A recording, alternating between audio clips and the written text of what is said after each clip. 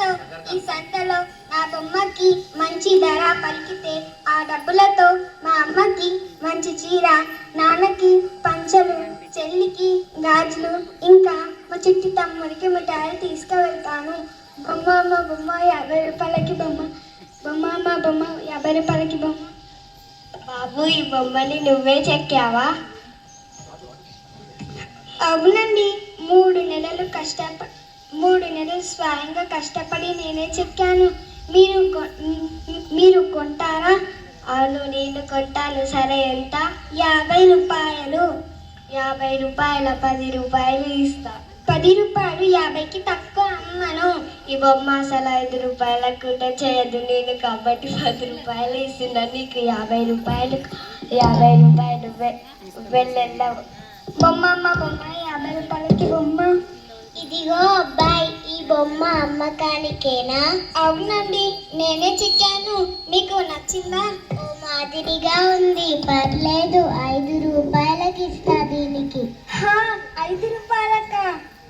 5 రూపాయలు కాక 500కి ఇస్తారా? భలే వాడివో, ఎక్కడి నుంచి వచ్చావు నువ్వు? మొదటి వాడే నయం. 10 రూపాయలు ఇస్తానన్నాడు. ఇతనైతే 5 రూపాయలే ఇస్తానంటున్నాడు. ఇంకొంచెం సేపు అయితే ఊరికే ఇవ్వాల్సి వస్తుంది.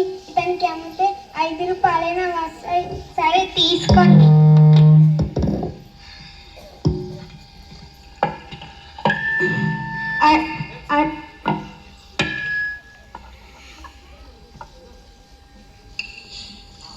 అరే, ఇది నేను చెక్కిన బొమ్మ. బాబు, ఈ బొమ్మ నీకు ఎక్కడిది?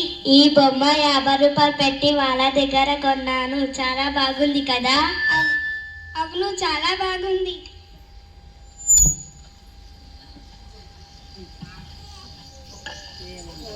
బావా బావా పన్నీరు, బావను పట్టుకు తన్నీరు. బావా బావా పన్నీరు, బావను పట్టుకు తన్నీరు.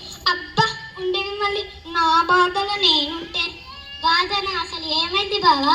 నేను 3 నెలలు కష్టపడి ఆ బొమ్మని చెక్తే వాడు 3 నిమిషాలు నన్ను మాయ చేసి ఆ బొమ్మని తీసేసుకున్నాడు.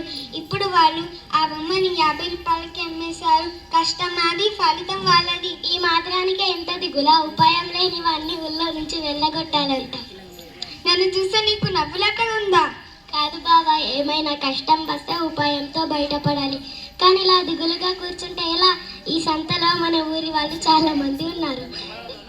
అందరం కలిసి వాళ్ళ దగ్గర నుంచి 50 రూపాయలు తిరిగి ఇప్పిస్తాం, సరేనా? సరే.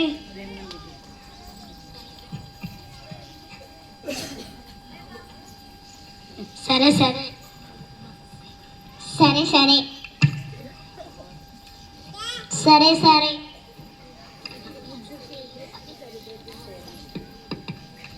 గాజులమ్మ గాజులు, రకరకాల గాజులు, బంగారు గాజులు, మట్టి గాజులు, తీరైన గాజులు, బంగారు చేతికి సింగారాల గాజులు, ముత్యాల గాజులు, అద్దాల గాజులు, పూసల గాజులు, లక్క గాజులు, చెక్క గాజులు, ఎక్కడ దొరకని గాజులు. రండమ్మ రండి, రండి బాబు రండి.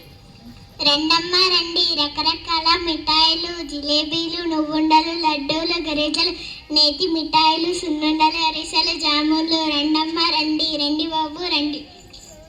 రండి బాబు రండి. చక్కని నేత చీరలు, పట్టు చీరలు, ధర్మవరం పోచంపల్లి చీరలు, అగ్గి పెట్టెల పట్టే చీరలు, 6 గజాల చీరలు, ఏ చీర అయినా 100 రూపాయలకి. రండి బాబు రండి, రెండమ్మ రండి.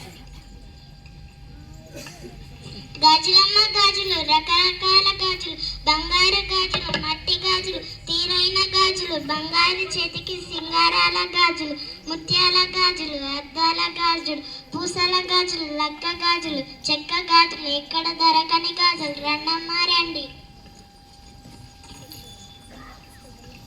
ఇవెంత?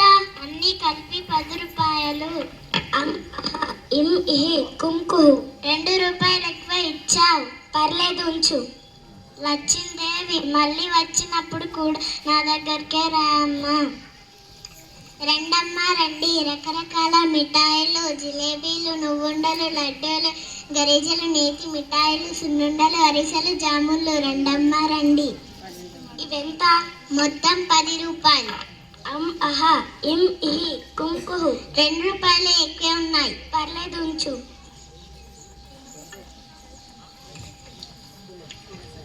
అరే చూసావా, ఆమె డబ్బులు ఇవ్వకుండానే 2 రూపాయలు ఎక్కువ ఇచ్చావంటున్నారేంటి? చూసానురా, ఆ టోపీలో ఏదో మాయ మంత్రం ఉంది. తెస్తది, ఆ టోపీ మన చేతికి చిక్కితే. పద మరి, ఇంకెందుకు ఆలస్యం.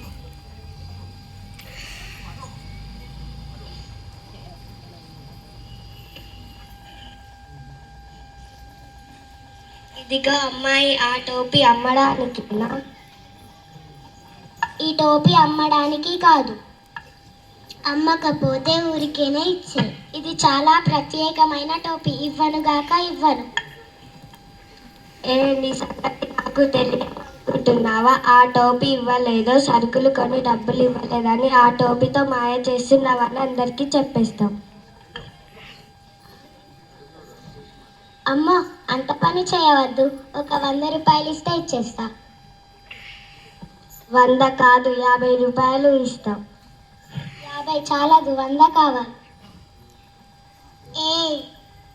సరే, ఏం చేస్తాం? చచ్చిన వాడి పెళ్ళికి వచ్చిందే కట్నం. ఆ 50 అయినా ఇవ్వండి, ముందు డబ్బులు. టోపీ మంత్రం చెప్పు. అం అహ ఇం ఇహి కుం కుహు.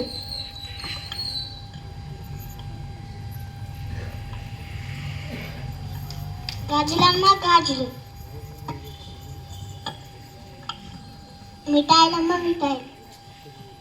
రండి బాబు రండి, చక్కని నేత చీరలు, పట్టు చీరలు, ధర్మవరం పోచంపల్లి చీరలు, అగ్గిపెట్టెల పట్టే చీరలు, 6 గజాల చీరలు, ఏ చీర అయినా 100 రూపాయలకి. రండి బాబు రండి.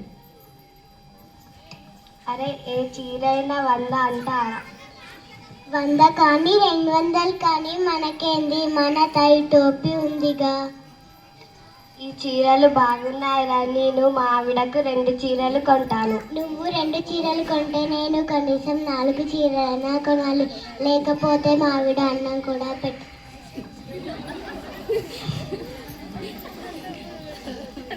బాబు, ఈ 1/2 డజన్ చీరలు తీసుకుంటాం. మొత్తం 600 రూపాయలు. అం అహ ఇం ఇహి కుం కుహు. డబ్బులు ఇవ్వు. ఇవ్వు, నేను చెప్తాను. అం అహ ఇం ఇహి కుం కుహు. చీరలు కొన్న డబ్బు ఇవ్వమంటే వాళ్ళు చెప్తున్నారు ఎట్లా? వీళ్ళు ఎవరో దొంగలాగా ఉన్నారు. అందరూ రండి, పట్టుకొని తన్నండి.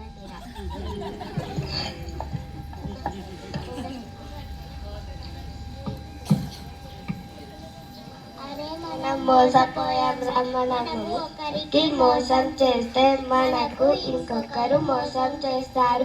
మనకు తగిన శాస్తి జరిగింది.